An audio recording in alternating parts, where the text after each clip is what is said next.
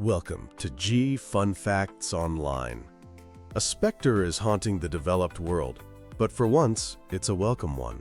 For the past 3 decades, a phenomenon as surprising as it is significant has been taking shape. A dramatic and sustained decline in youth crime.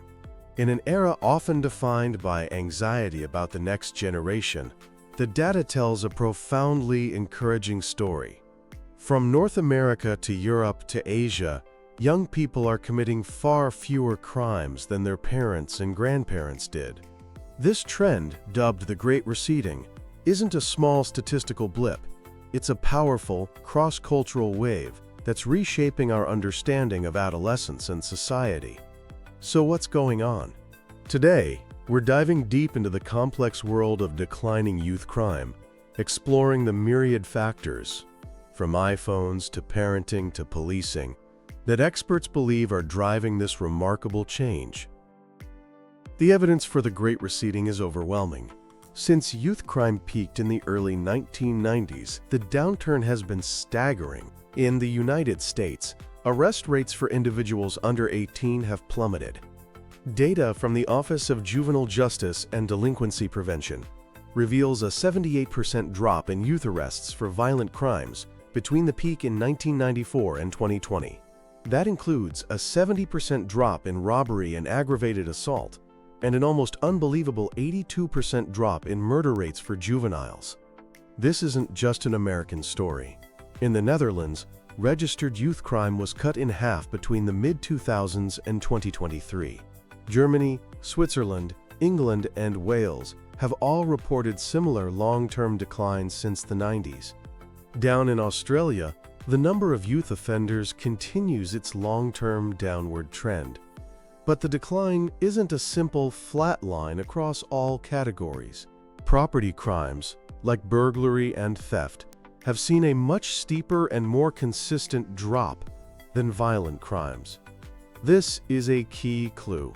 It suggests that whatever is happening is especially good at stopping opportunistic crimes, but may be less effective against crimes driven by deep-seated interpersonal conflict. The trend also looks different across demographics. The historic gender gap in crime, where boys commit far more offenses than girls, has been narrowing.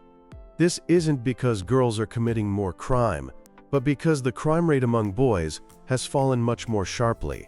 Something about these changes seems to be having a more pronounced effect on male adolescents. Age is another critical variable. While overall youth crime is down, recent U.S. data shows a divergence. Offending among older teens, those 15 to 17, has decreased significantly. But worryingly, offending among younger kids, aged 10 to 14, has seen a recent increase. This tells us the forces at play aren't a one-size-fits-all solution, and the picture is far more varied in the developing world. While some nations have seen drops, others in sub-Saharan Africa and Latin America are grappling with rising youth violence, often linked to rapid urbanization, social exclusion, and the availability of firearms. The Great Receding is not yet a universal phenomenon. Of course, we can't ignore the COVID-19 pandemic. The initial lockdowns led to a massive, temporary drop in youth crime. With no parties, less time with friends, and decreased alcohol use, both violent and property crime fell by around 24% in the US in the first year of the pandemic. It was a clear, real-world experiment showing how much social interaction is tied to crime. However, some recent data suggests a post-pandemic uptick in certain crimes, especially those involving firearms, reminding us how dynamic this situation is. So with the numbers laid out, we get to the big question: why is this happening? Perhaps the most powerful and widely discussed theory involves the device you might be listening to this on right now: the digital revolution.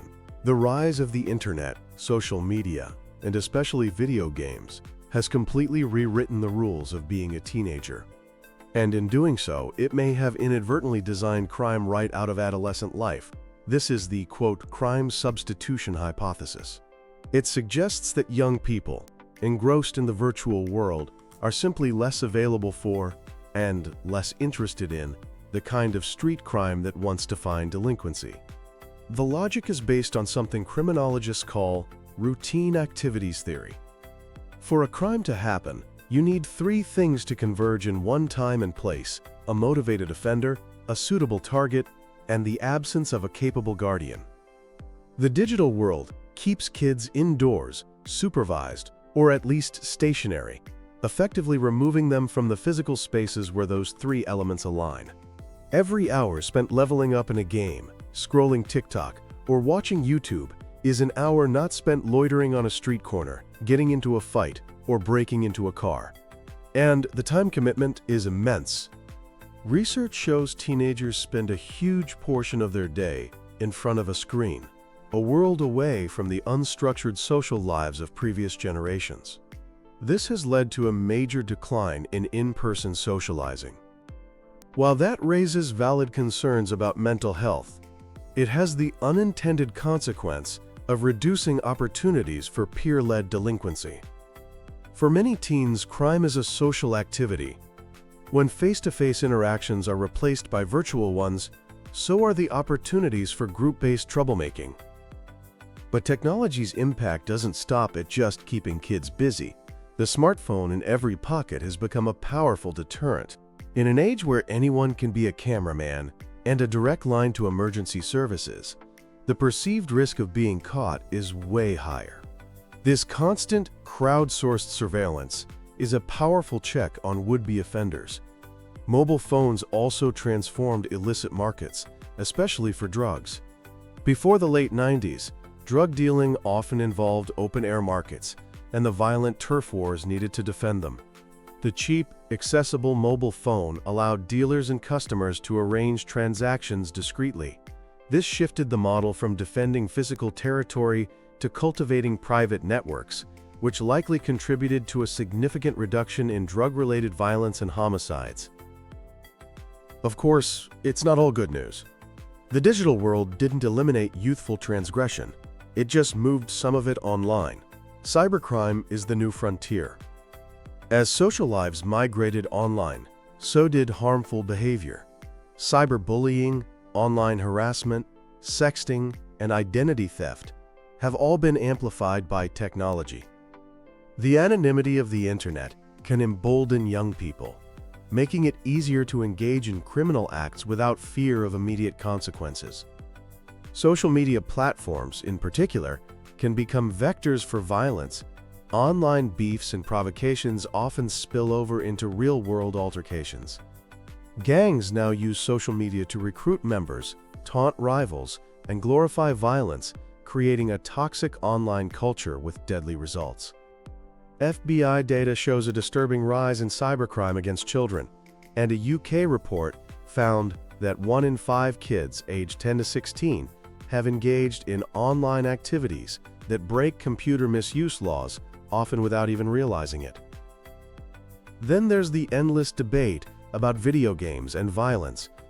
While it's a popular talking point, most studies have failed to find a causal link between playing violent video games and committing real-world violence. In fact, some research even supports the, quote, crime substitution idea from a different angle. These studies found that the release of popular, violent video games was associated with a short-term decrease in violent crime, presumably because potential offenders were at home playing the game instead of being out on the streets. So technology is a double-edged sword. It seems to be a major force in reducing traditional street crime, but it has opened a Pandora's box of virtual offending that we are still learning how to handle. Beyond the seismic impact of technology, a whole constellation of subtler social and cultural shifts have also contributed to the Great Receding. The very experience of being a teenager has changed. A major factor is the evolution of parenting. Over the past few decades, a trend towards more intensive and involved parenting has emerged. Parents today are generally more aware of risks and are more likely to monitor their kids, activities, and friends, both in person and via their phones. This leaves much less room for the unstructured, unsupervised hanging out that was a hallmark of teenage life and a key ingredient in the recipe for juvenile crime. This has been coupled with the rise of structured after-school activities, sports, music lessons, academic clubs, volunteer work. These have all eroded the amount of unsupervised free time available to young people. Studies consistently show that kids involved in these activities have better outcomes, including lower rates of delinquency. On the other hand, unstructured time in places like recreation centers without organized programs has been linked to higher rates of offending. Another huge piece of the puzzle is the dramatic reduction in alcohol and drug use among adolescents. The link between substance abuse and crime is rock solid. A huge number of juvenile offenders report being under the influence when they committed their crime. So why are kids today drinking and using drugs less? The reasons are complex. It's partly due to that increased parental supervision we just talked about. It's also a greater awareness of health risks, and crucially, a shift in social norms. Drinking and drug use are simply not seen as the cool, necessary rite of passage they once were. The pandemic gave us a stark illustration of this connection. Lockdowns drastically reduced the opportunities for social gatherings, which in turn led to an accelerated decline in youth substance use. Many experts believe this was a direct contributor to the concurrent drop in crime rates during that period. This brings us to the complex relationship between money and crime. It's tempting to draw a straight line from poverty to crime, but the reality is far more nuanced. Poverty itself doesn't directly cause crime. Rather, it's the cluster of factors that often accompany poverty, like lack of opportunity, social exclusion, family stress, and exposure to community violence, that create an environment where crime is more likely to flourish. Kids growing up in areas with concentrated poverty are more likely to be exposed to violence, which can normalize aggression, and they often lack access to the quality schools and positive activities that act as a buffer against delinquency. But here's the paradox. The overall decline in youth crime has occurred during periods of both economic growth and recession. In fact, some of the biggest drops happened during times of economic hardship. This might be because economic downturns mean less disposable income for a night out, reducing opportunities for alcohol-fueled violence. This suggests that inequality might be a more potent factor than poverty alone. Societies with a huge gap between the haves and have-nots often have higher rates of violence. That stark contrast can fuel resentment and hopelessness, especially when a consumerist culture constantly bombards young people with images of wealth they can't attain. Ultimately, the best economic crime-fighting tool is creating pathways to legitimate opportunity through education, job training, and community development. The final major piece of this puzzle is the system itself, how policing and justice have evolved. While some credit get tough on crime policies for the drop, many experts believe the bigger impact came from a move towards smarter, more rehabilitative approaches.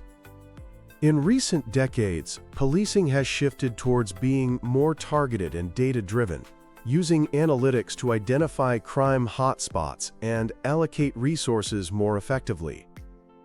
There has also been a push for community policing strategies aimed at building trust rather than just making arrests. In the UK, for example, a decline in child arrests has been partly attributed to a deliberate shift towards less intrusive methods and a greater focus on early intervention. Inside the juvenile justice system, there's been a growing recognition that the old punitive approach often backfires. An idea called labeling theory has gained traction. It posits that formally processing a young person through the court system can cause them to internalize a deviant identity, making them more likely to commit more serious crimes in the future. This has led to a huge emphasis on diversion programs. The goal of diversion is to redirect young, often first-time or low-level offenders away from the formal court system and towards community-based services and support. These programs can include counseling, mentoring, educational support, or job training. They address the underlying issues, family problems, substance use, mental health that might be driving the behavior. Research consistently shows these programs are highly effective at reducing reoffending. Another important development is the rise of restorative justice. The traditional justice model is retributive. It asks, what law was broken, and how should we punish the offender? Restorative justice asks a different set of questions. Who was harmed, and what needs to be done to repair that harm? This is often done through processes like victim-offender mediation, where the young person, the victim, and other affected people come together to discuss what happened and agree on a way to make things right. Studies show restorative justice leads to higher victim satisfaction and lower recidivism rates. It helps young offenders understand the real-world impact of their actions and take responsibility for them, offering a more humane and holistic approach. The great receding of youth crime is a testament to the profound and often unexpected ways societies evolve. It's a story written by many authors: technological innovation, shifting social norms, changing parenting styles, and a more enlightened approach to justice. It shows us that the future isn't fixed, and that positive change is possible. This decline has brought enormous benefits, from safer communities to the immeasurable value of young lives set on a better course. But this is no time for complacency. The rise of cybercrime, the persistent challenges of inequality, and recent upticks in some forms of violence are all reminders that our work is far from over. The Great Receding isn't an endpoint, but a turning point. It's an opportunity to build on our progress, to learn from our successes, and to continue striving for a world where every young person has the chance to reach their full potential. It's a story that's still being written, and it holds the promise of a brighter future for generations to come. Thanks for listening to Fun Facts Online.